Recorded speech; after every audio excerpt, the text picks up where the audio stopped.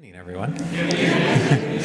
So my name is Joel Lohr, and I'm the president here at Hartford Seminary. It's a privilege and honor to welcome you here tonight. This is a special night for us at the seminary. A special night because of our guest and because of a celebration that we will have after the lecture, but you'll hear more about that in a minute. For those who don't know a lot about Hartford Seminary, maybe you're visiting, maybe you are a friend of the family here tonight. Hartford Seminary is a unique and important institution. And I'm not just saying that because I'm the president. It really is. The seminary has a long history of firsts, of milestones. Some of you may know them, some of you may not. For example, the seminary was the first in America to welcome and admit female students in 1889, the first seminary in America. The first seminary, or non-denominational seminary in America to have a female president in 1990. It also was the first seminary in the country to start an accredited Islamic chaplaincy program, and that was in 2001. And our students, you should know, I mean, you think 2001, it doesn't sound, for some of us at least, not that long ago, but we have a lot of students who have been doing great work in the world as chaplains and really setting the course for chaplaincy in the country. Another first was the establishment of the Mcdonald Center for the Study of Islam and Muslim-Christian Relations, the oldest center of its kind. It started in 1973, and a center is only as good as its people, and that's what we're going to talk about, the faculty.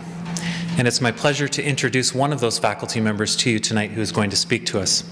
Dr. Yahya M. Michot joined Hartford Seminary in 2008 as Professor of Islamic Studies and Christian-Muslim Relations. From 1983 to 1997, he taught Arabic philosophy, language, history, and literature at Leuven in Belgium, and from 1998 to 2008, Islamic theology and Arabic at Oxford in the UK. He has published numerous books and articles about Islamic classical thought, drugs in Muslim societies, and Islam in the West. Dr. Michot has served as a consultant to various universities, international organizations, and official bodies in the UK. From 1995 to 1998, he was the president of the Higher Council for Muslims in Belgium. He is also the current co-editor, along with Professor Timur Yuskayev, of The Muslim World, a very important journal, a journal that's edited right here at the seminary, and we're proud of that. I'm not going to say too much more. We're actually going to hear more about Professor Michot after this, because we're going to celebrate something. I'm going to keep that a secret in case you don't know about it. Some of you do. So we'll say a little more about that. But for now, why don't we all join together and give our honored speaker, Dr. Yahya Michot, a warm welcome.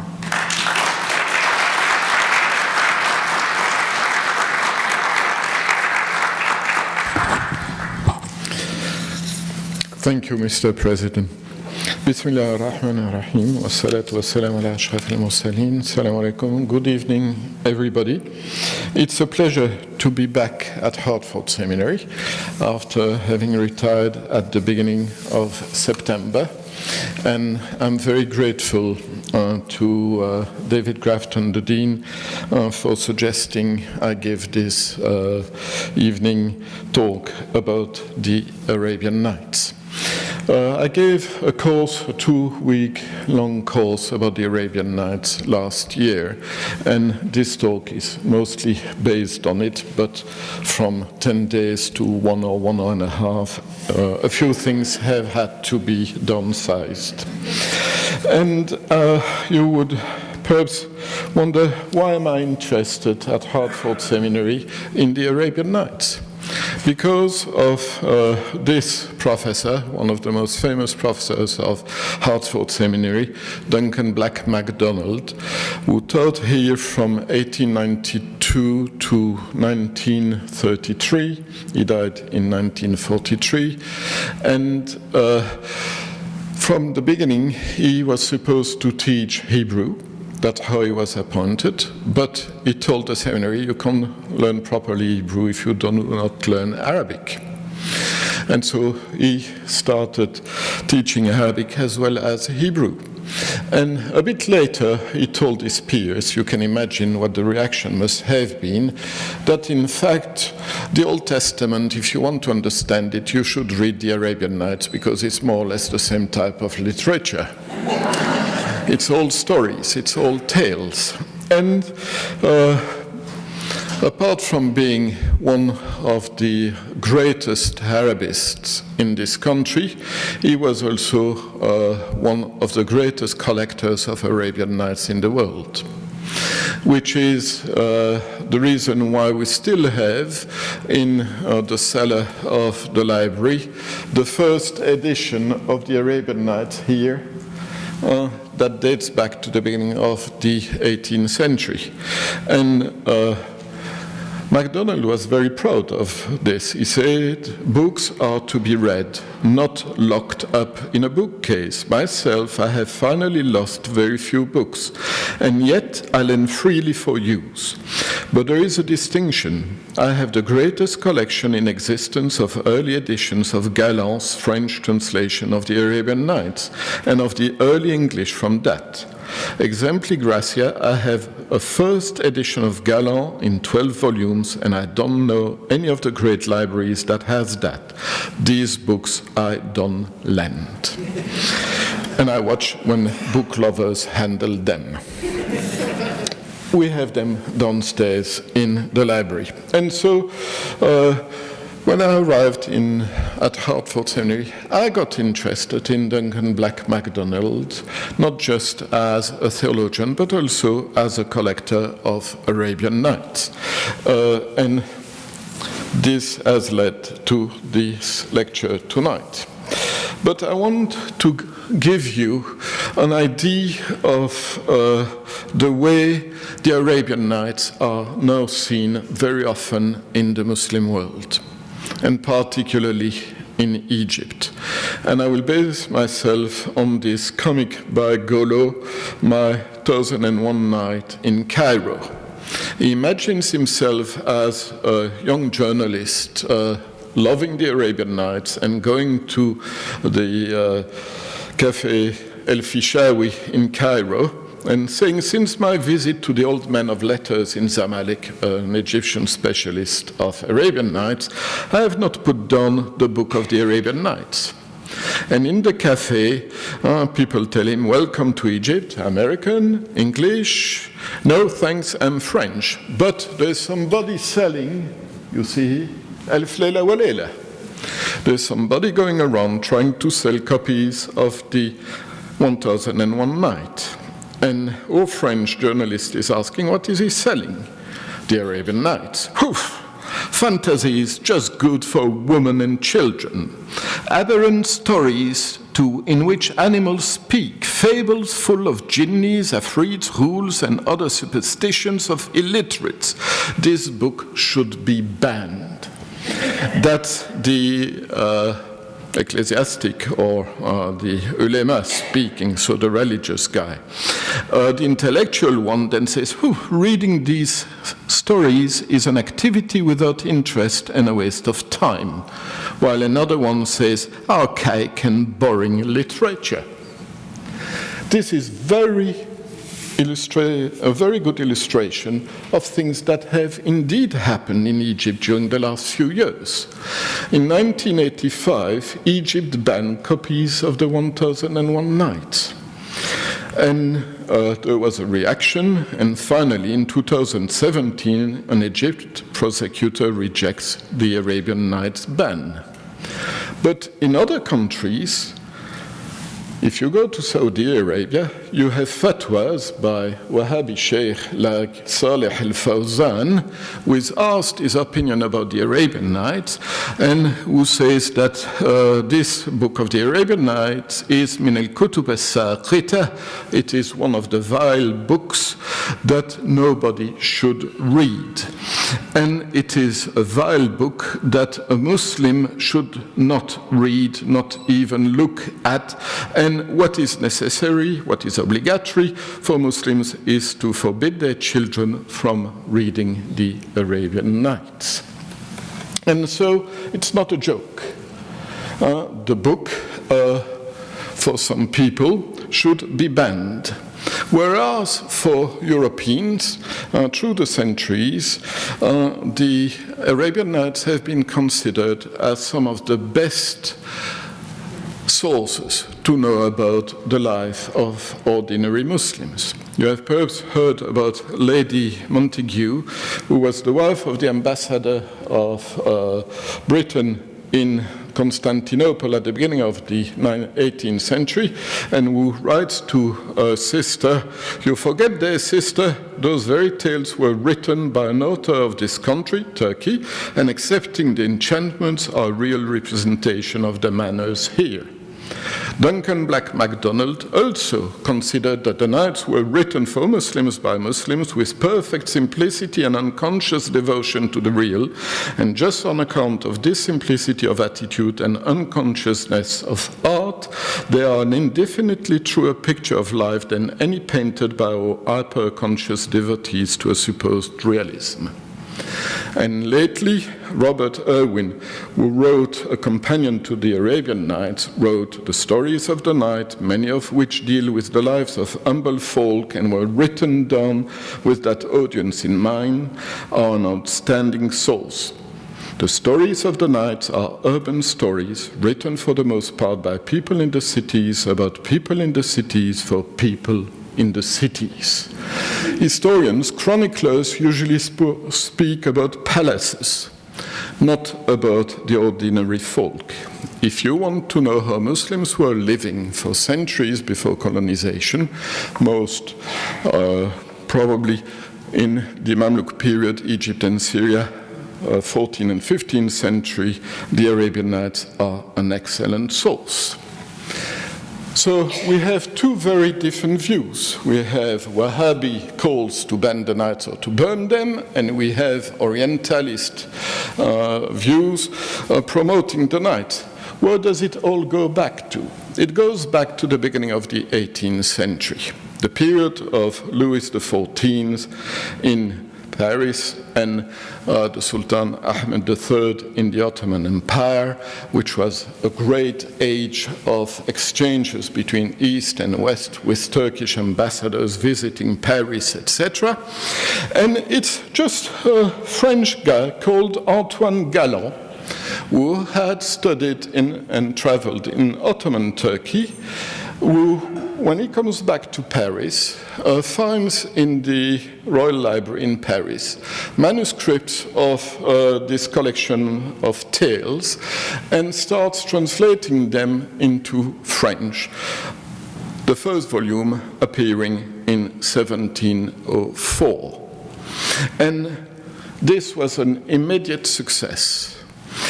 As soon as the book was published, different volumes, 12 volumes, they were pirated and republished in Amsterdam. They were translated very early on into English or into German and other languages. And the success was enormous. But what was it all about? And it's a bit like Russian dolls. You open a Russian doll, you find another doll inside. You open the second doll, you find a third one. So you have those tales that are within other tales. But you have then a frame tale, which is the main tale in which all those others will be embedded. And the frame tale is based on three stories. Three stories that are all of Indian origin. This is now properly documented. When we look at those three parts of the frame tale, we have precedents in Hindu or Buddhist literature, sometimes going back to before the Common Era. So, what's the first part of the frame tale? It's the story of two kings who discover that their wives are unfaithful. And the two king brothers, being so disappointed by their wives, decide to become dervishes and to live a type of Sufi life as traveling monks. And that's the second part of the frame tale. While they are traveling around, at some point they are on the shore of the sea, and all of a sudden they see a genie coming out of the sea with a box on his head. opening the box, and a woman comes out of the box, which is the wife of the genie. The genie falls asleep. The two kings, seeing the genie, had become very afraid and taken refuge in a tree. But the wife of the genie saw them and said, "You come down from the tree and we will have a sexual relation. If you do not accept, I will wake up my husband and he will deal with you. So you better accept my proposal, and I want your royal ring as a proof that we have had some sexual relation. And as you see, I already have a necklace with 99 other rings." And so the two kings have to comply. And then they realize, why are we complaining about our wives if that genie is himself not able to keep his wife under control? That's the second part of the frame story, for which we also have precedent in Indian literature. And so the third part is, having discovered that there are genies that are more unhappy than them, they go back to their palace, and King Shahryar decides, I will never give the opportunity to any woman to betray me and to be unfaithful. I will have a new virgin every night, and I will kill her in the morning. And he does so, to the point that at some moment, there are no virgins anymore in his country. They have all been murdered by the king. And the vizier is despairing because his own daughter says, I'm going to go to the king and I will cure this female mass murderer, and you will see I'm able to do it. And the vizier says, no, please, Shahrazad, don't do that. You know what that king is like. He will kill you as well. And she says, no, and let my little sister come with me. And the king sees her coming and says, okay, you know what the conditions are. And before the end of the night, Shahrazad asks her little sister, would you like me to tell you a story? And the little sister says, oh yes, tell me a story. And she starts telling a tale. The morning comes, and she's in the middle of the tale. And of course, the king says, hey, what's the end of the tale? I want to hear it. And she says, you'll have to wait for next night. And he accepts not to kill her in the morning because he wants to hear the end of the tale the following night. So that's the third part of the frame story of the Arabian Nights, which is all about pastoral care, how to heal a mass murderer of virgins by telling him tales. In institution where we are training chaplains, it should be, I think, compulsory reading, because there's a lot to learn from those stories told by a courageous vizier's daughter. And so those are the three parts of the frame tale, but within this frame tale there are so many other stories. So I told you, the French translation, which is the beginning of the Arabian Nights phenomenon in the world, comes out in Paris in 1704. But in fact, if we want to see where those tales come from, the earliest manuscript evidence we have is this little manuscript, which is in Chicago University Library and was discovered there in 1949 by Nadia Abbott. And it's just a folio. On one side you have Kitab fi Hadith Alf Layla, a book of tales from 1,000 nights. It's not yet 1,001 night. It's 1,000 nights. And on the verso of that folio, it speaks about, indeed, the story of these courageous girls with the king, etc. So that's the earliest evidence we have, and it goes back to the 9th century. But of course, a book then exists called 1,000 Nights, but we don't know what the content was apart from this framed tale. And we have other evidence in the following centuries. We now know that those tales were translated from Persian by somebody called Ibn al-Muqaffa, who is one of the earliest prose writers in the Arab world. Because we have Abdul Qasim Abdullah al-Baghdadi around 850 of the Common Era, who says, Abdullah ibn al-Muqaffa tarjama kitab Hizar Afsane. Abdullah ibn al-Muqaffa translated the book of Hizar Afsane, which in Persian means 1,000 tales. So we know now that the tales came from India, through Iran, and were translated from Persian into Arabic by Ibn al-Muqaffa, who dies in around 756. But we don't know what the tales, apart from the frame story, were. It seems that it was more like, I would say, moralist, boring stories for princes. And once they arrived in the Arab world, the Arabs found this type of Iranian literature quite annoying and started embedding within the frame story other stories that were far funnier than all those moralist tales that had been translated from Persian.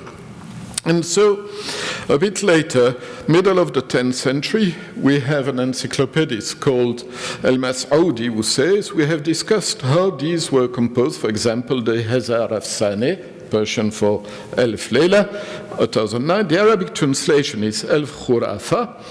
This book is generally referred to as Elf Layla. It is the story of a king, a vizier, the daughter of the vizier, and the slave of the later. There are other similar works. Yeah, that's just a frame story. What's the rest of the content? We don't know. But we have a wonderful evidence for the middle of the 12th century, which comes from a synagogue in Cairo. You know that Jews did not throw away papers or parchments on which the name of God would be.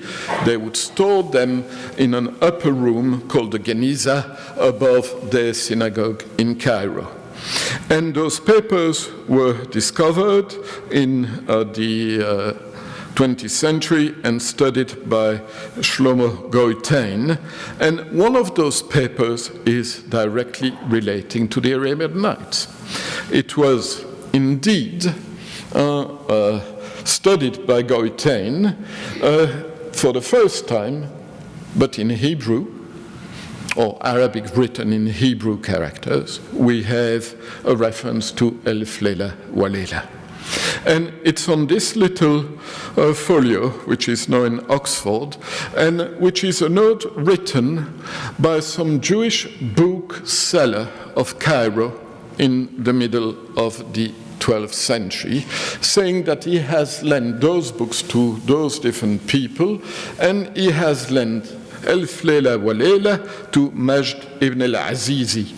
And you have in Hebrew here, Ka for Kitab, Elf Layla wa Layla. So it means that in the middle of the 12th century, at the end of the Fatimid dynasty in Cairo, Elf Layla wa Layla, the 1001 Nights, are famous enough to exist in a number of copies that can be let by booksellers.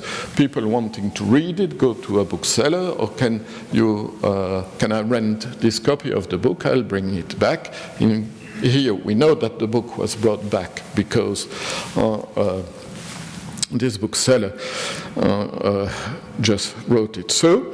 But it's wonderful. We know that now the book is called Elf Lela wa Lela, 1001 Night. We know about the frame story, we still don't know really about the content. That will become clearer a bit later when, for example, of course I had to speak about Ibn Taymiyyah, sorry for that, but in different works by Ibn Taymiyyah, who dies in 1328 in Damascus, we have this Syrian scholar speaking of stories like Ahmed al-Danaf wa Zaybaq al-Masri wa al-Hikayat allati yahkunaha an Harun wa wazirihi ma'al amma. The stories of Ahmed al-Danaf wa Zaybaq al-Masri. Those are two tales that are found in some collections of the Arabian Nights, and the stories that people are telling about Harun al-Rashid, the famous Abbasid Caliph, and his vizier with the commonalty. Or Hikayat, in the other text, he says, and وَصَارُوا يَحْكُونَ حِكَيَاتْ يَخْتَلِقُونَهَا عَنْ الرَّشِيدِ وَجَعْفَرِ. And they started inventing stories that they told about Harun al-Rashid and his vizier Ja'far. So there we have already a bit more precise idea of the content of the Arabian Nights apart from the frame story. And indeed, Harun al-Rashid features quite often in the Arabian Nights. And so we'll then have not only copies in Arabic, but also in Ottoman Turkish. And this is one of the earliest copies of a translation of Elf Lela wa Lela, Bin Bir Geceler, into Ottoman Turkish. And by the way, if you are able to find in the family or friends manuscripts of the Arabian Nights, don't throw them away. Take them to Christie's in London. This copy was valued for $3,000 to $6,000, and the price realized a few years ago was $13,600 for a manuscript of the Arabian Nights of the 18th century. And it's not just manuscripts that are valuable. Some editions even go higher. I've just wanted to buy this one, which is in Budapest, which is the first Cairo edition of 1835, but the price is 260,000 euros, which is more or less the equivalent of $297,000. So my wife will not let me buy it. So, but as you see, there's a market there. And from time to time, early printed editions or manuscripts still come to the market, so don't neglect them. If you find them anywhere, take them to London, the Islamic art market there. But that takes me to the editions of the Arabian Nights. And this edition of Cairo 1835 is not the first one. In fact, the first time the Arabian Nights were printed was in Calcutta, in India, between 1814 and 1818. Then there was an edition in Germany, the Breslau edition. Then we had the first Bulak edition, you saw it. Second Calcutta edition, the first Beirut edition, and then in the 20th century, a number of editions. They are all different. They all add or select some tales for different reasons, so it's a nightmare. And no wonder that in the 20th century, one of the greatest Arabists in this country, Mohsin Mahdi, bored probably with publishing about the philosophy of Al-Farabi, and philosopher who died in 950, all of a sudden published in 2 volumes what he called the final critical edition of the 1001 Night. So nobody knew that his hobby was the Arabian Nights officially. He was a professor of Islamic philosophy, specializing in Farabi and others, but then he was also interested in the Arabian Nights. And his edition, based on the manuscript used by Galland, restricted the stories to what he considered could be said to be the original set of embedded stories within that frame story. There are many discussions. People have blamed him for getting rid of some of the nicest tales and going to a supposed core with a critical text which is not that critical, etc. So there are many discussions about what he did. But still, it exists.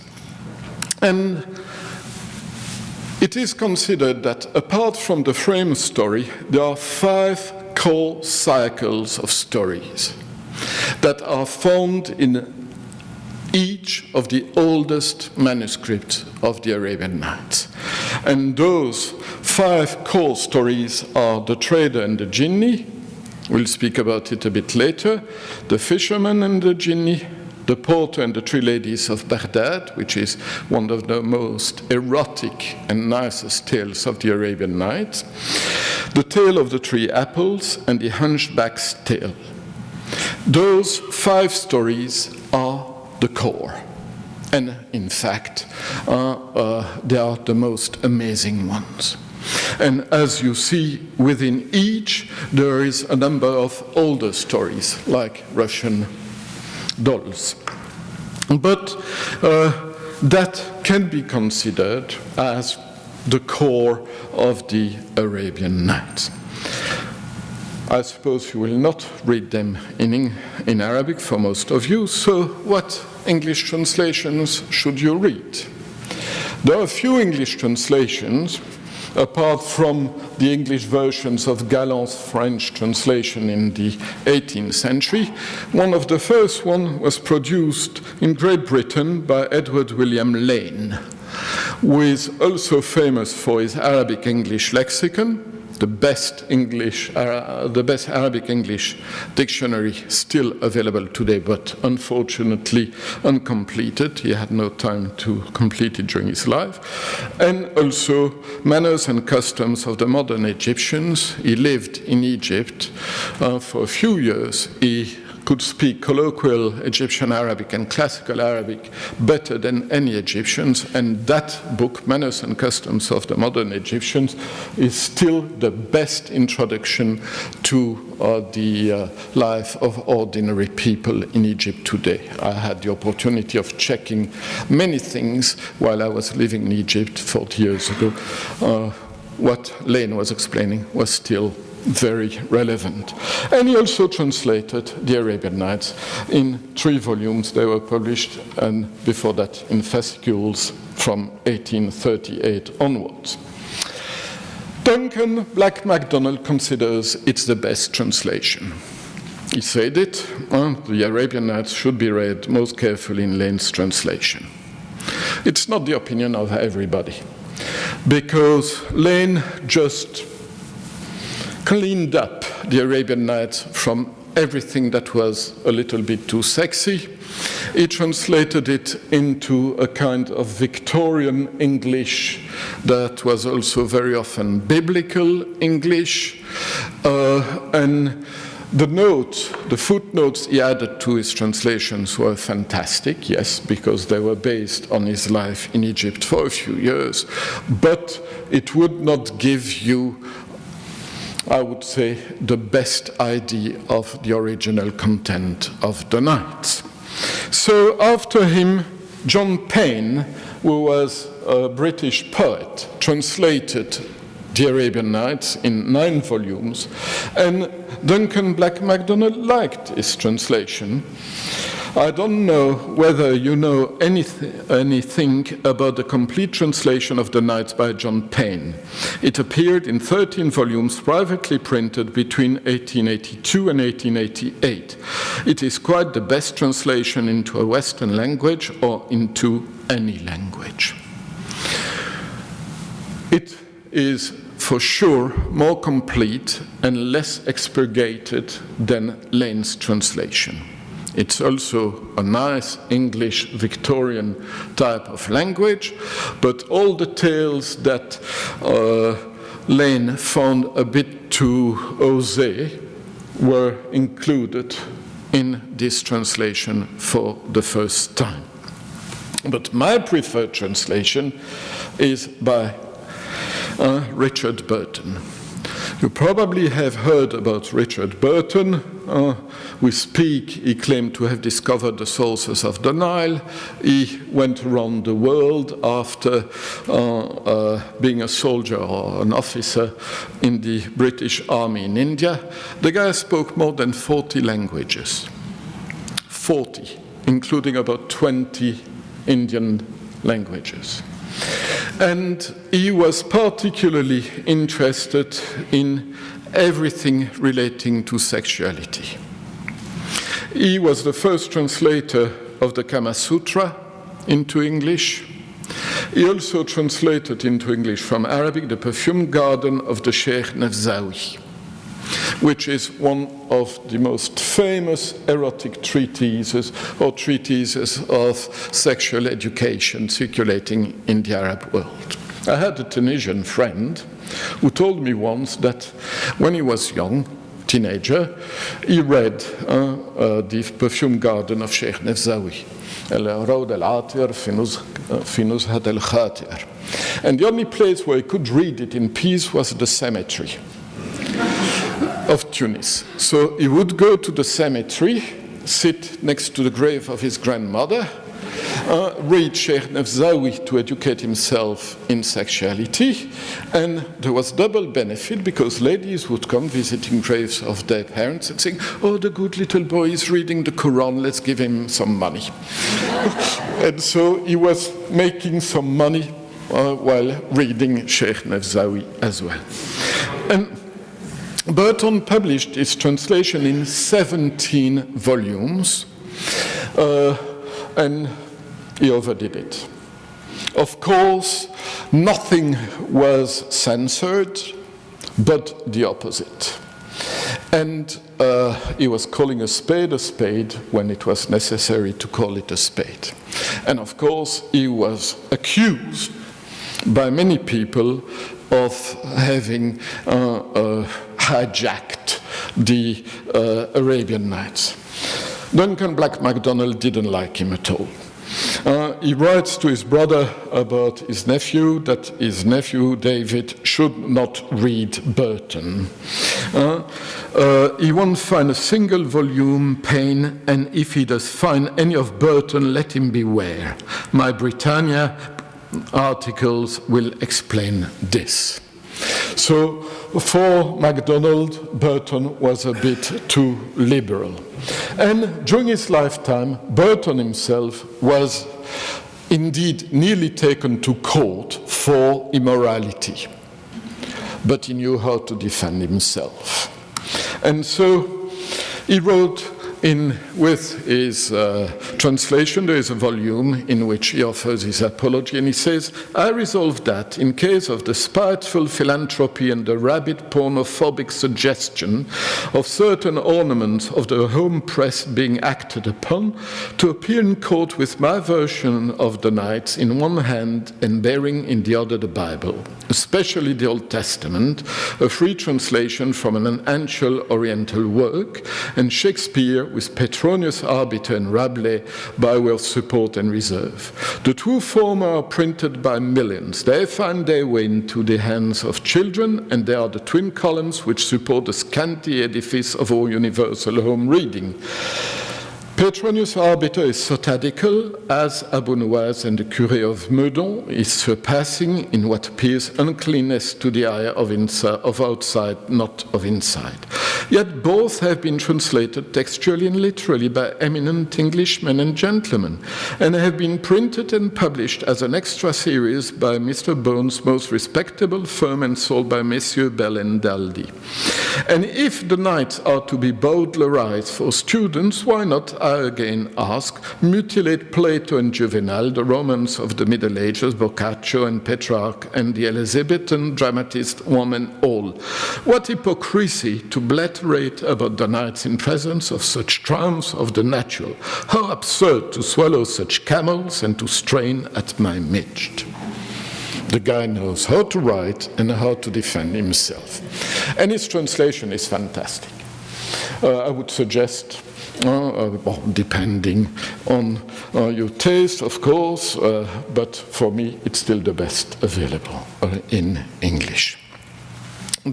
Because it will give you a proper idea of what the Arabian Nights were in Arabic. Today you have many translations that have appeared in the 20th century, very often based on the critical edition by Mohsin Mahdi, which means not offering all the tales. Unfortunately, I would not really recommend any of them. I still prefer the 19th century ones, be it Lane, Payne, or Burton. But then, in 1900, something completely new appears in France.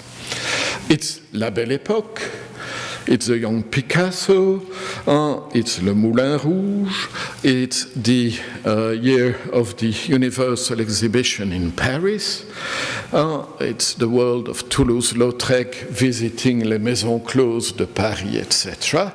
And you have somebody, until then totally unknown, called Charles Mardrus, who is a doctor in medicine, working mostly on ships for a French company and using the free time he has on sea to produce a totally new translation of the night into French. And this translation will be an immediate success. All the great names of French literature of the time will love it. The Orientalists, the Arabists will hate it, because it seems that Mardrus has invented as many tales as he has translated others. But he claims to have had access to unknown manuscripts coming from Tunisia, which is a tale, or to remember stories that were told to him during his childhood in Cairo, Egypt, by his Muslim Egyptian nanny. And whatever, it's a total success. It's directly translated into Spanish, into Turkish, and also into English, but in a really summarized version. And so Mardrus is accused of having proposed a fanciful reworking of existing material. He has added new texts from extraneous traditions, and he doesn't care. He has the success with him. And indeed, his translation will be enormously influential. But let's have a look at the way he translates things. I will ask two people to read it for me. Could somebody read He Kept Walking? That's the translation of the Arabic that you have in the Cairo edition, and here translated by Hadawi in the 20th century. I need a volunteer. Okay, David. He kept walking until he came to the city orchards. He made his way among the trees and stood by the gate of one of the orchards, where the gardener came out and welcomed him, saying, "Thank God that you have escaped the people of this city. Come into this orchard quickly, before any of them sees you."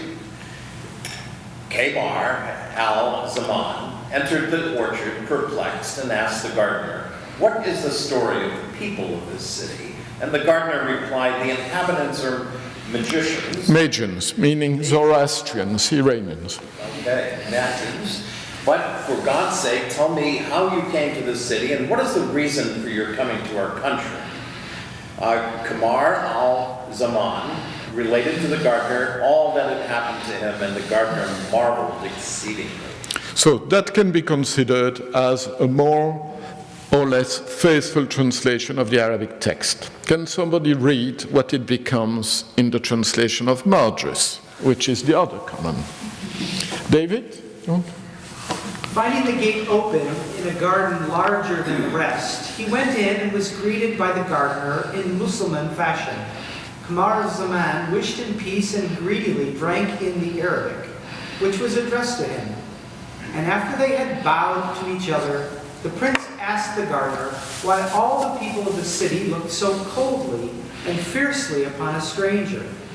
The good old man replied, "Glory be to Allah, my child, that you have come safely out of their hands. The people who live now in this city are invaders from the black lands of the west. They came up suddenly out of the sea one day and massacred all the faithful. They worship strange and incomprehensible things and speak an obscure and barbarous language. They eat evil-smelling, putrescent things, such as rotten cheese, and game which they hang up and never wash. For at their birth, ugly men in black garments pour water on their heads, and this ablution, accompanied by strange gestures, frees them from all obligation of washing for the rest of their lives. That they might not be tempted by water, they at once destroyed the hammams and public fountains, building in their place shops where the harlots sell a yellow liquid with foam on top, which they call drink, but which is either fermented urine or something worse. And their women, my son, are the abominations of calamity. Like the men, they do not wash, but they whiten their faces with slaked lime and powdered eggshells. They do not wear linen or drawers to protect them from the dust of the road, so that their presence is pestilential, and the fire of hell will never clean them. Such are the people among whom I, the last Mussulman, here left alive, must pass what rests to me of earthly existence. Yet I praise the highest, who allowed me to be born in a faith as pure as the sky from which it comes." So you see the two translations are quite different. And Margus was a Christian from Egypt. Well, his family is from the Caucasian region, but he was born in a Christian family. Of course, enjoys himself adding all those things describing European colonialism.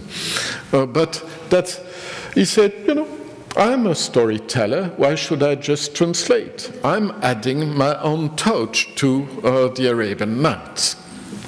And so his translation, so-called translation, as I told you, was enormously influential.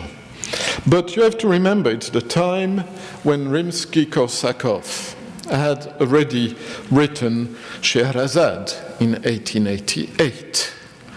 And it's a time when Orientalism is flourishing in Paris. And when Margus comes, Orientalism and new Arabian Nights will flood the cultural and social market in Paris. Have you heard of Serge de Diaghilev and the Russian ballets? The Russian ballets were created by this Russian guy living in Paris. And of course, one of the first ballets that they represented in Paris was Scheherazade, on the music of Rimsky-Korsakov, but also on the basis of Margus' translation of the tales of the Arabian Nights. And the ballet russe came to America after having been in England as well. And they toured different cities of the US with Scheherazade and other performances. And when you look at the detail of the costumes, they are directly influenced by some of the things that Margus puts in his translation describing the costumes of the heroines of the Arabian Nights as well. And another big influence of Margus was on Paul Poiret, one of the creators of modern female fashion. Paul Poiret is the Paris fashion leader who freed women from the corset and created other forms of garments that are far less restrictive than the corset that ladies were forced to wear during the 19th century. And Poiret was also an excellent reader of Margus' translation and directly influenced by it and recognized it without any problem. And to give you an idea of what Poiret created, you have to look at this. The designer Poiret was known for liberating women from their corsets, getting rid of all of their petticoats, creating a silhouette that was much more reflective of a woman's natural curvature. Poiret had designed this garment specifically for his wife, Denise Poiret. It was a very simple mantle of incredible luxury, made of an almost chestnut brown silk velvet. It had a kind of iridescence, an inner light. All of the highlights would have a kind of warm fire, but all the shadows had a kind of bluish cast. We began to study the actual pattern piece, followed the lines of the fabric as it spiraled around the body, and we were astonished to find that in fact it was constructed of only one piece of fabric. We realized that what Poiret has done is taken one panel of fabric, about 15 feet long, and twisted it and connected it with just one seam, leaving openings for the sleeves, and ended up with a finished garment. On the one hand, it's elegant in the simplicity of its resolution, but on the other hand, it's maddening because you would never think to approach the making of a garment in this way before. Poiret has done something that is unprecedented. But of course, one can create a garment that has all the intellectual genius in the world, and it's unwearable. What's so exciting about this particular piece is that Denise Poiret was able to shrug it off as if it were a big stole, or a cocoon, or a quilt, and with all the drama to open it up and reveal the vivid color of its interior. The genius of the designer is clear. It's like hearing something that you always understood to be a true emotion or feeling, but were never able to articulate as well as a great writer has articulated. And I think that's the beauty of construction. You're breaking through the mystery of their thinking. I find that inspirational. This dress is now in the Met in New York. They were in the family of the wife of Poiret for generations, and a lot of them have now been bought by the Metropolitan Museum of Art in New York. And, that's Poiret organizing for his clients in Paris what he called the 1002nd night. To sell his dresses, he invited his clients, himself dressed as a sultan, his wife dressed also in Orientalist fashion, and everybody having to be dressed in an Oriental way. All this based on Margus. And he started producing not only clothing but also perfumes that had as names the Minaret or Aladdin. So the whole Arabian Nights at the beginning of the 20th century, thanks to Marges, become a cultural phenomenon without any precedent that would be comparable. But now let's go and have a look at 4 tales in a bit more detail. I will choose The Trader and the Jinni, The Fourth Voyage of Sinbad, The Porter and the Three Ladies, and Tawaddud, for different reasons. The Trader and the Jinni for its relation with the tradition of the Prophet, the Hadith. The Fourth Voyage of Sinbad in relation to the type of versions of the Arabian Nights you should put or not put in the hands of your children.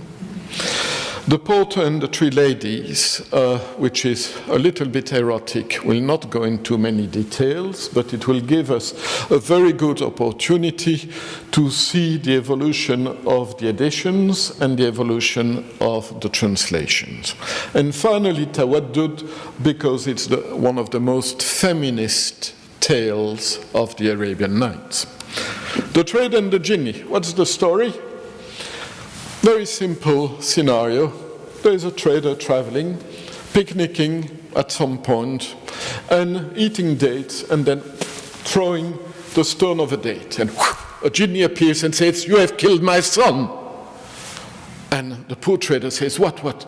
You threw that stone of that date, it came into the eye of my son, and my son is dead. I'm going to kill you because I want to retaliate.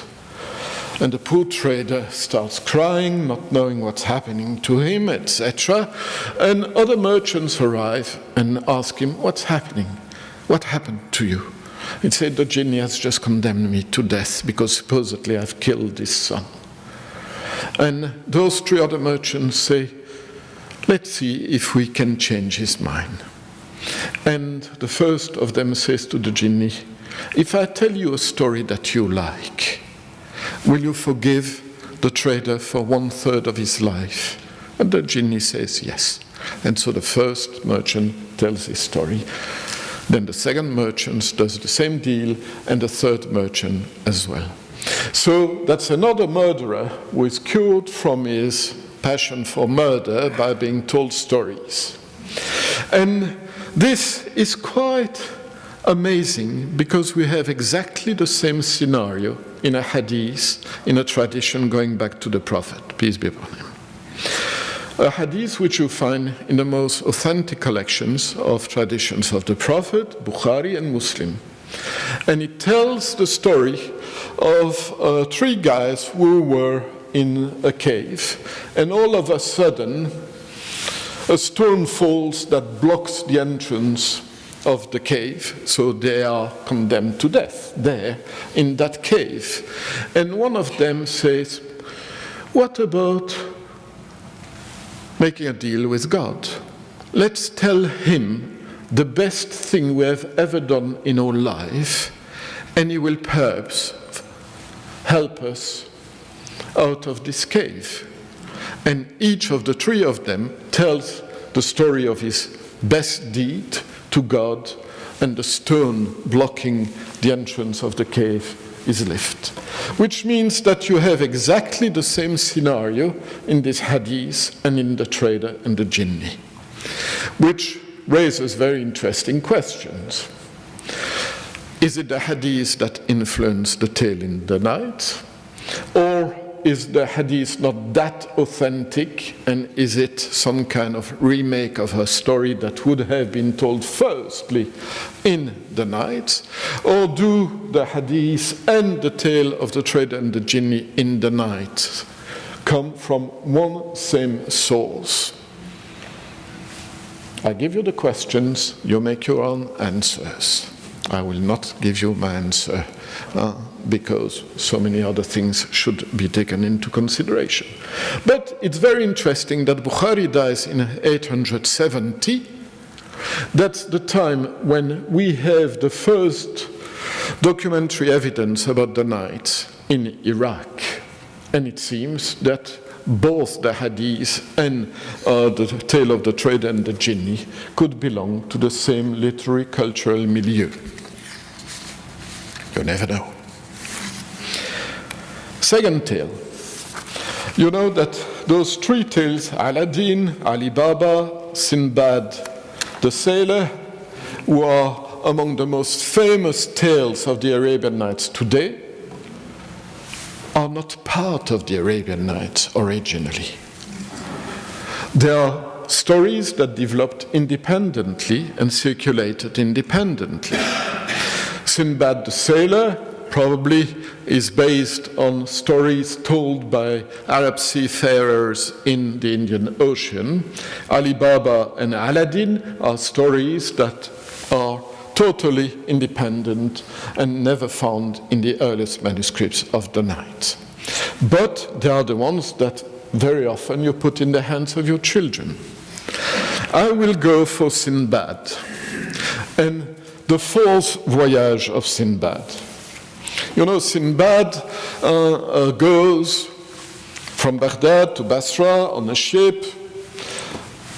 Every time his ship will be shipwrecked, he is saved, he has some adventures, he's coming back to Baghdad, etc. The fourth voyage, if you read it in this 1943 comic version published in America, is very interesting because Sinbad arrives in an island where he's making a fortune making saddles, because the natives there don't know how to make saddles. So the king wants to reward him and says, Sinbad, it's time now for you to get married, and I'll give you a wife. They get married, and once they are married, the king tells him, you know, Sinbad, the custom in our island is that when in a couple, one of the spouses dies, the other one is buried alive with him or with her.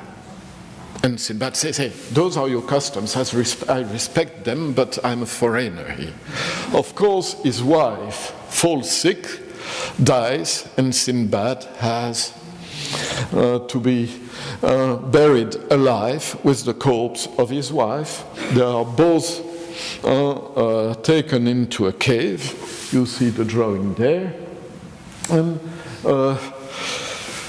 he has been given a bit of water and some bread to survive a few days so he doesn't die directly out of starvation.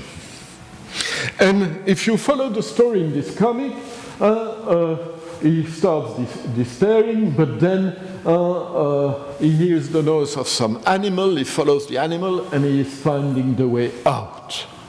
Nice story. Very nice story.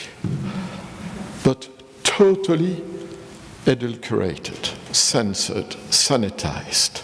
Because here, in between, there, something happened that you can find only in the Arabic text or in proper translation. And it is that after he has nearly finished all his bread and water, another dead body is dropped into the cave with the partner alive. And it's a woman. And he says, oh, that's the way to do it. He takes some bones and he kills the woman to be able to eat her bread and the water she was buried with. And he becomes himself a mass murderer because he repeats the same thing a few times. I saw people standing at the opening of the well who let down a dead man and a living woman, weeping and wailing for herself, and they let down with her food and water. I kept staring at the woman without being seen by her, while they covered the mouth of the well with the stones and went on their way. Then I took the shin bone of a dead man, and going to the woman, struck her on the crown of her head, and she fell down unconscious. I struck her a second, a third time until she died. I took all she had together with the bread and water. And whenever they buried a dead person, I killed the living one who was buried with him and took his food and water to sustain myself. You wonder why they didn't put that part of the story in the comic for children in 1943.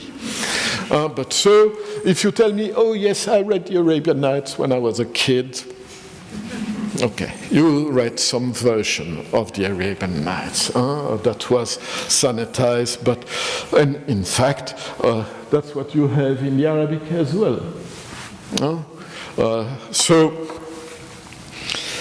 the Porter and the Three Ladies. I will not go into the detail, read it for yourself, preferably in Burton's translation if you want to enjoy it all.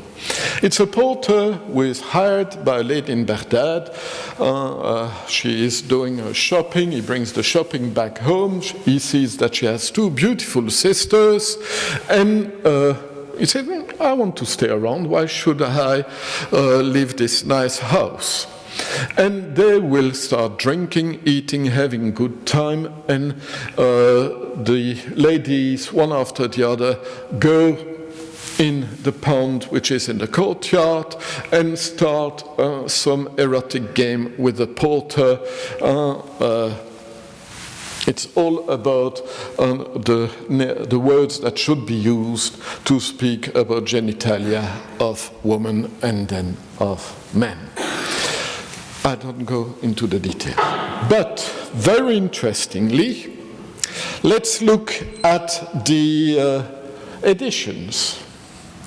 If you go for the Cairo 1933-35 editions, yes, more or less you still find the story is there. But if you go on two translations, then there is a problem. Because that's the translation of the whole story by Galland, and then in its English version it's there. The ladies took pleasure to fuddle the porter under pretext of causing him to drink their health, and abundance of witty sentence passed on both sides. In short, as they were all in the best humor of the world, they heard one locking of the gate, and that's another tale. A few lines. Nothing about this erotic game that goes on between the three ladies and the porter. That's in the earliest translation. But then that's in the most modern translation. You see 2 pages against a few lines. So who is inventing what? And to make a long story short, we see that with time, the editions in Arabic are more and more censored, and less is left of the original story, to the point where in this edition, for example, Beirut 2013, the story becomes totally incomprehensible. It makes no sense anymore.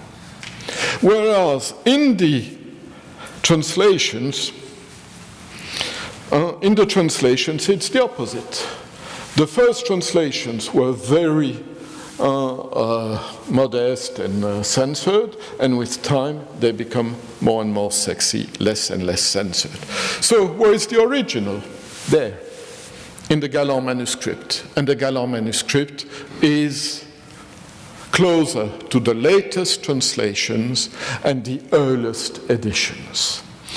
But it shows you that censorship has been going on more and more in the Arab world among the editors of the Arabic text, and liberalism has grown with time in the translations in the West. But this is the original, the oldest manuscript, and it is closer to the latest translations and earlier editions. It's a very interesting, when you go to the details, very interesting to see how censorship develops. So what version of the Arabian Nights should you read? All of them. All of them. Because they all have a different way of telling their stories. And so you will have a good reading for the rest of your life. Let's go to the last tale, Tawaddud. Tawaddud is a slave girl. Her master has spent all his money is reduced to misery.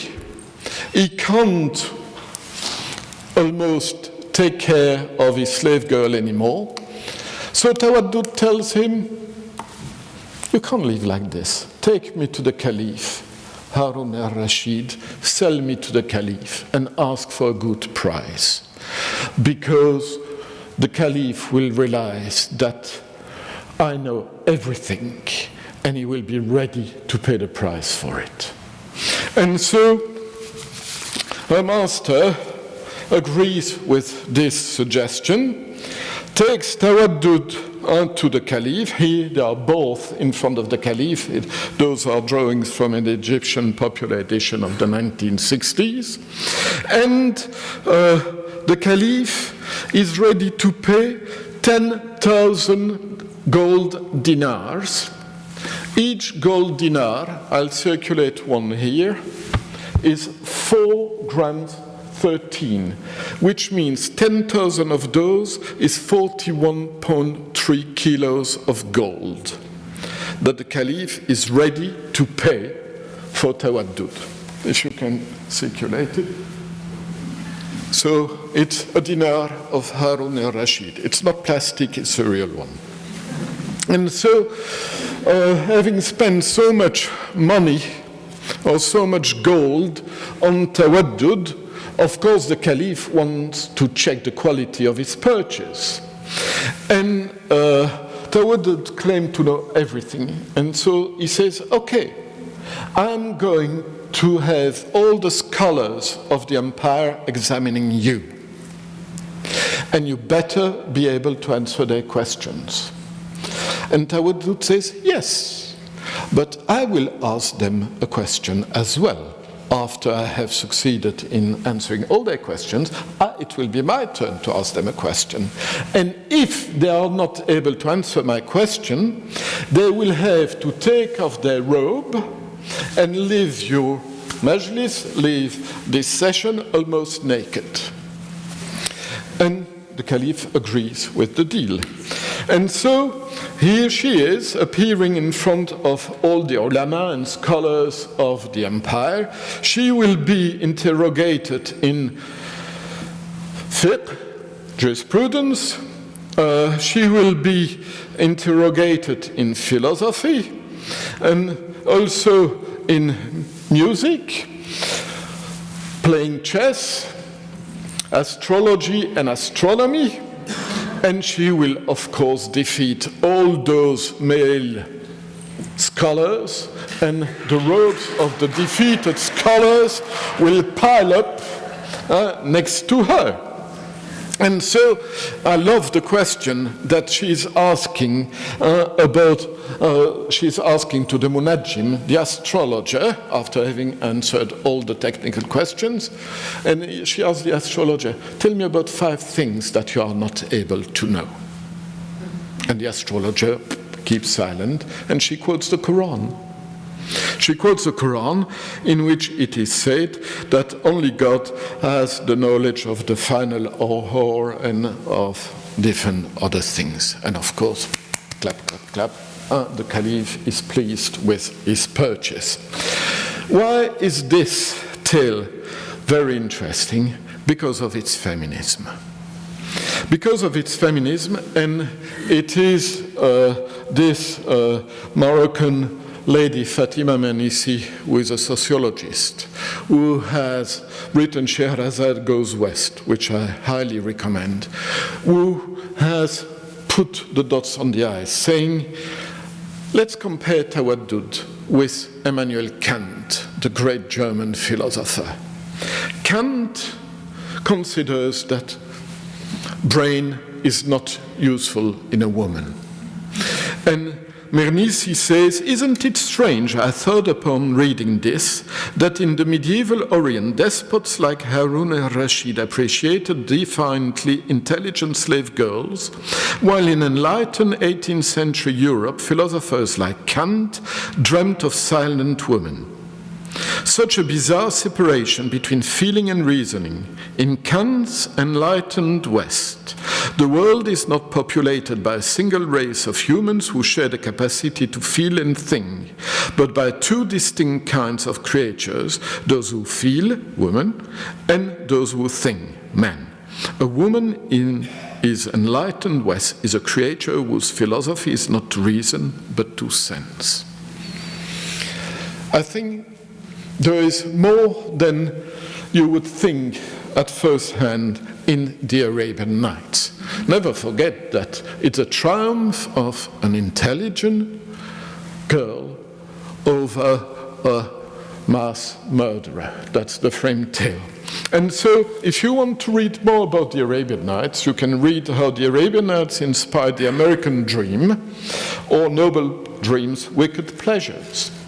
And you will see that the influence of the Arabian Nights on this continent, on the development of the American way of life, was also enormous during the 19th century and 20th century. You have perhaps seen Aladdin, which in 1917 was one of the first silent movies produced in this country. You can download it from YouTube. It's 35 minutes long. We have no time to see it all, but it's very interesting as well. Then, a few years later, you had Ernst Lubitsch making a movie called One Arabian Night, which was a first national attraction as well. So there were movies about the Arabian Nights before Walt Disney, that's for sure. And it's not just movie makers that were influenced by the Arabian Nights, but we usually consider that illustration is the greatest American art, with people like Maxfield Parrish or more recently Antonio.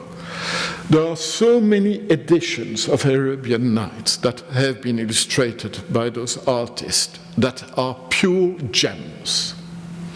And I think that we also have testimonies that it's worth ending this talk with. And this takes me to the Putnam Monthly of February 1853, when a journalist speaks of New York and then starts comparing New York with the Arabian Nights and says, and indeed, what has romance to offer us which does not fade before the reality of New York? We also are Aladdins, and for us the genie of the lamp are working. To have a journalist in the middle of the 19th century in a magazine in America comparing the development of New York to the Arabian Nights must really be popular already in that time. And then I'll finish with Mark Twain. But I need some reader, because it seems to be some kind of American 19th century slang that I'm unable to read. But it's worth reading. It's from Adventures of Huckleberry Finn, and it shows you as well how in 1884 the Arabian Nights were so famous in America that Mark Twain could make use of them in this novel. So who wants to read? Come on, I need a volunteer. Come on, somebody with a nice American accent. Okay, yeah, go for it. Well, Hud, these kings aren't regular rapscallions, that's just what it is. They regular rapscallions. Well, that's what I'm saying. All kings are mostly rapscallions, as far as I can make out. Is that so? You read about them once, Lucy. Look at Henry VIII. This ends the Sunday school superintendent to him. And look at Charles II, and Louis XIV, and Louis XV, and James II, and Edward II, and Richard III, and 40 more. Besides, all the Saxon half-charred pipes that used to rip around so when old times and race came. My, you got to see old Henry VIII when he was in bloom. He was a lust.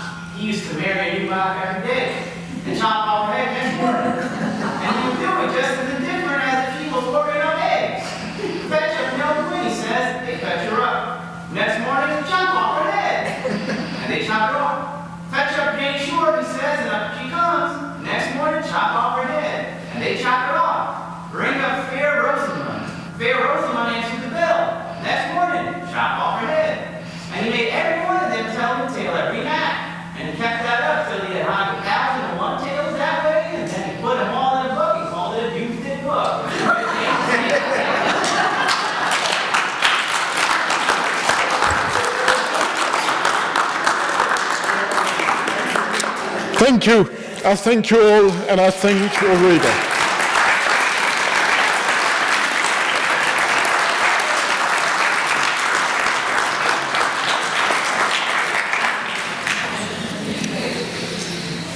Okay. We're going to have a few minutes for questions, and Mariana is going to walk around with the microphone so you can ask your question so that everyone can hear it.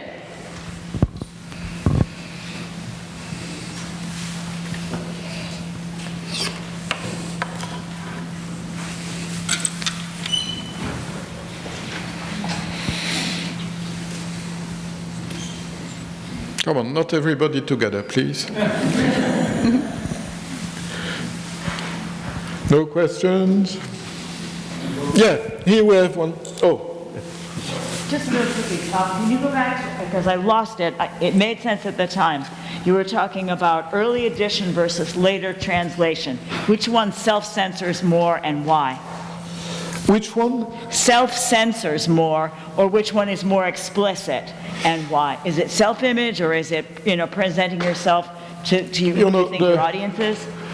When Lane produced his translation, Victorian morality made it very difficult for him to be faithful to the original text. Paine and Burton were not afraid, so they went for the original text. And in the Arab world, because of the development of Islamism or God knows what, we have far more so-called morality today than ever before, which is ridiculous. Because in the Arabian Nights, as Burton and others were explaining, it's not pornography. It's just natural erotism, which is part of the life of everybody. So why put it under the carpet? Just speak honestly about it, and if possible, in a funny way as well.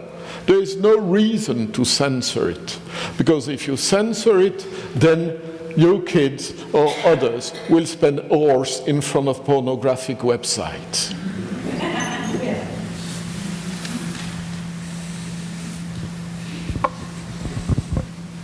Do I need to use your, yeah. Thank you, Dr. Michot. Yeah. I want to know what of those books we have in our library here. Do we have Lane? Yeah, of course. Yeah, but you don't buy any of those. I will give Anne a collection of PDFs. I've got them all on PDFs, Arabic text, translations, etc. So you don't need to buy any. Wonderful. I'll give them to you, Anne, and you can. I'll bring them on the USB key, and you can give them to whoever wants to have them. How about the coins? Are you handing out No, the coins. At some point, I would like to come. I would like it to come back.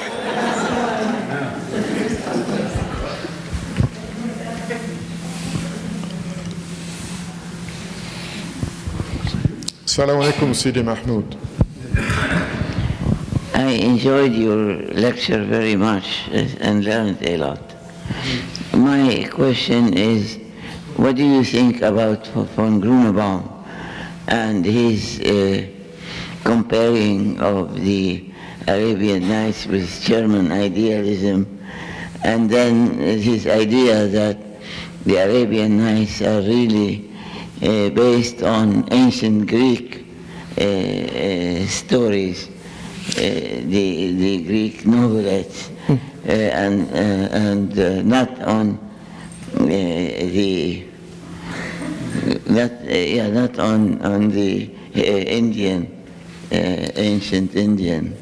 I think, well, those were the ideas of Grunebaum and others, but I think that the work demonstrating the Indian origin of the three parts of the frame tale, this is now accepted by everybody, because the evidence is really convincing. Yes. The tales that are within the 5 core stories and have been added to those 5 core stories come from so many different backgrounds. People have tried to say, oh, this comes from Greece, this comes from somewhere else. It comes from everywhere. Because the Arabian Nights, like so many other aspects of culture, even of the religion in Islam, is recycling. It's recycling former cultures or former societies, former tales. It's obvious in architecture. It is obvious in the Arabian Nights as well. You have tales that can be traced back to Pharaonic Egypt, to Greece, to Iran, to Mesopotamia, some even to Europe and Russia, etc. So it's far more complex than von Grünenbaum could have said, especially that in the 19th century when he wrote, we didn't have all the documents that are now available. I only want to add that the Alf Layla Layla literature is still popular in the Arab world. Thank God. And most singers... Yeah, but in which version? It's the version that was done by a priest, I think, in the beginning of the... Yeah. Well, I would not go for that one. I would go for the oldest editions, be they Bulaq, be they Calcutta, because those were still quite close to the Arabic manuscripts. But you know, like Feroz sang part of Alf Layla wa Layla, the song she called Shahrazad. Yeah, and Kulthum as well. And Kulthum, yeah, and Abdul Wahab. Yeah. But there is this political will, or God knows what, this religious will to sanitize the editions, which is unfortunate. I want to finish with one comment that Alf Layla wa Layla, there is, I have not read it all, but I've looked at it. There is an edition of Alf Layla wa Layla specially made for men to read and get erotic. Is it the one you have read? Yeah.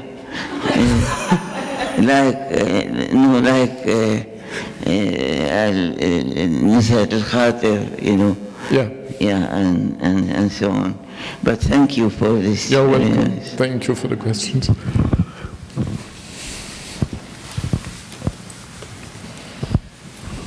You know, I'm particularly interested in the portrayal of women through history.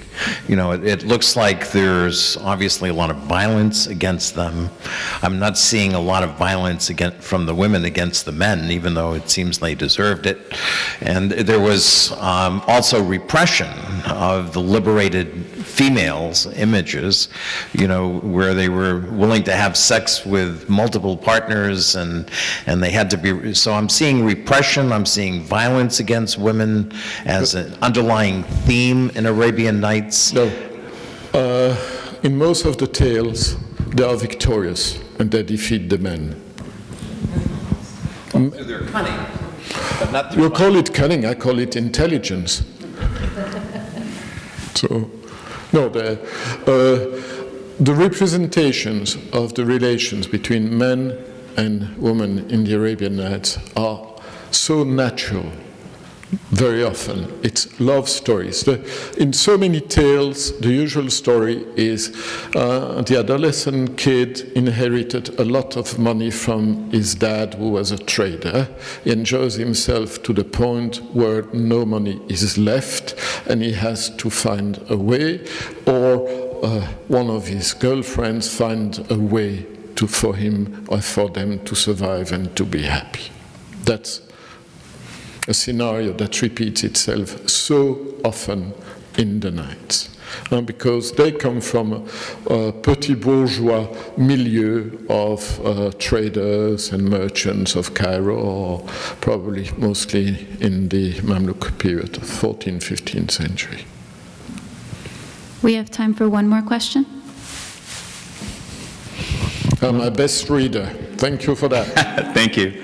I had a question in regards to Alf Layla wa Layla being used in traditional madrasas for teaching Arabic, or if not Arabic, then ethnography, because one thought that came to mind was that it would be understandable if the Arabian Nights had been censored due to its sexual or AK pornographic nature or whatnot. But looking back at traditional madrasa curriculums, they actually would teach works which would actually be, like for example, no, not the 1001 Nights, but they teach stuff about like Layla and Majnun, or they teach the Mu'allaqat, or they would teach other works which that would still be a theme. So what would be the reason for it not, for someone like Saleh Al-Fawzan, the Saudi scholar, to say that it would be a waste of time? I wonder if that sentiment would go into other aspects of like olden Arabic poetry, which is very much suggestive of sexual, themes and of war themes. I just was wondering about that. In madrasas,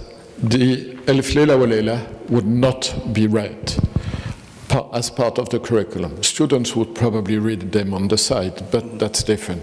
But because it's not high literature, they are written in colloquial Arabic very often, which would not be taught in a madrasa. So in madrasas, they would go for high literature.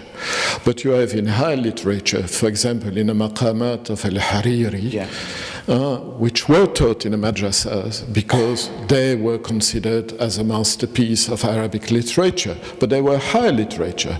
But some of the stories that are told by Al-Hariri in the maqamat are, there's no sexual content, no erotic content, but there is, it's all about gangsterism, somehow, or groups of thieves and robbers and cunning people, etc. Sometimes very criticizing very hard the religion as well.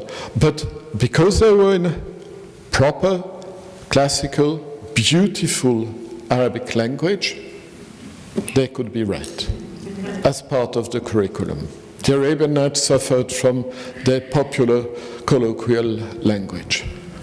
Would Qalida wa Dhimma be on the same level as Alf Layla wa Layla? No, it's high literature. Okay. Yeah. Thanks. I'm going to turn this over to our academic dean, David Grafton. Let's give Dr. Michot another round of applause.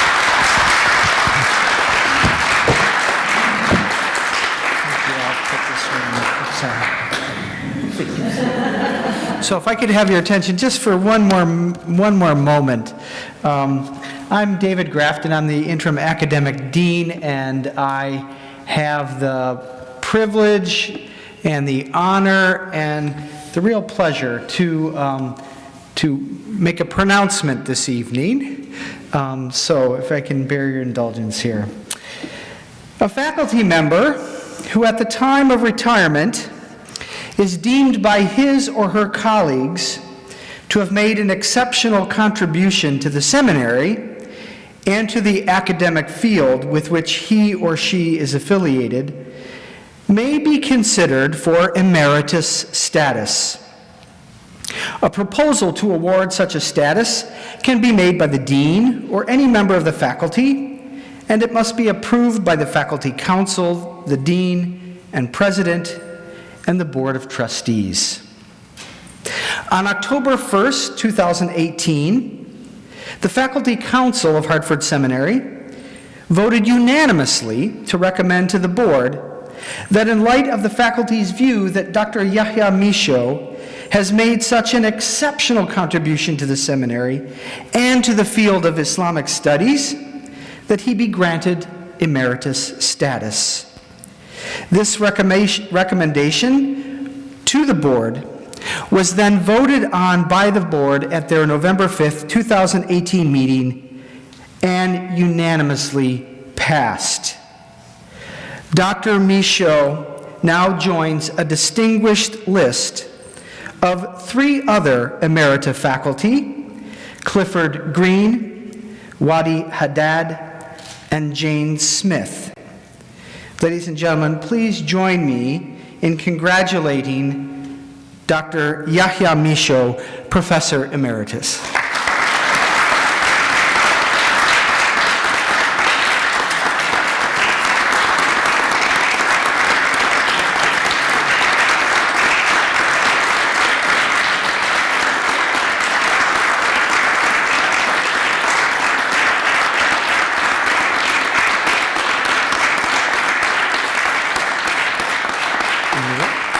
You want a word? Thank you, everyone. There's a reception here. Enjoy.